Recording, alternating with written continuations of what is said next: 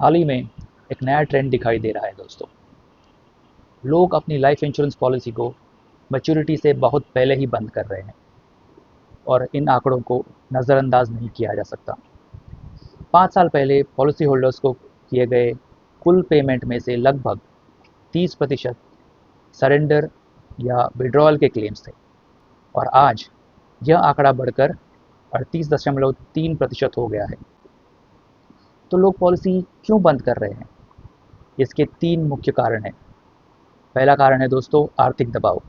बढ़ती महंगाई, रहने सहने का बढ़ता खर्च और सैलरी में बढ़ोतरी न होना इन कारणों में से मुख्य है।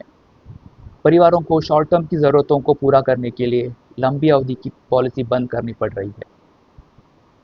दूसरा कारण है दोस्तों गलत तरीके से बेचना और टारगेट का दबाव। एजेंट्स, बैंक कर्मचारी और कुछ इंश्योरेंस कंपनियां भी सेल्स टारगेट को पूरा करने के दबाव में रहती है। उनका ध्यान अभी बेचो बाद में समझाओ इस पर होता है, ना कि इस कस्टमर के लिए असल में क्या सही रहेगा।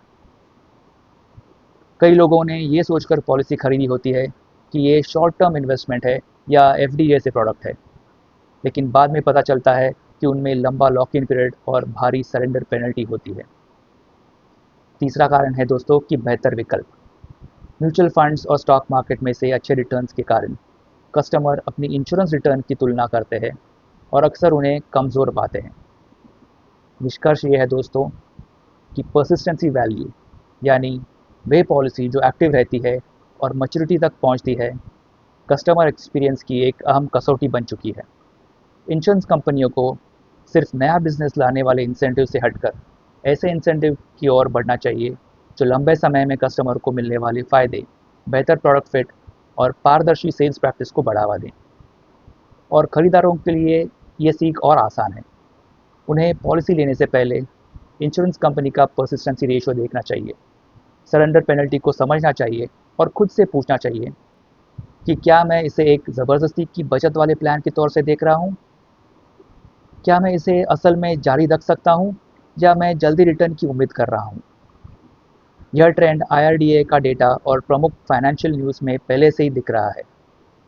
अगर आपने अपने आसपास भी ऐसा कुछ देखा है या फाइनेंस में कोई बिल्कुल अलग पैटर्न देखा है तो कमेंट में बताएं। और ऐसे ही प्रैक्टिकल फाइनेंशियल ट्रेंड्स और टिप्स के लिए सब्सक्राइब करें।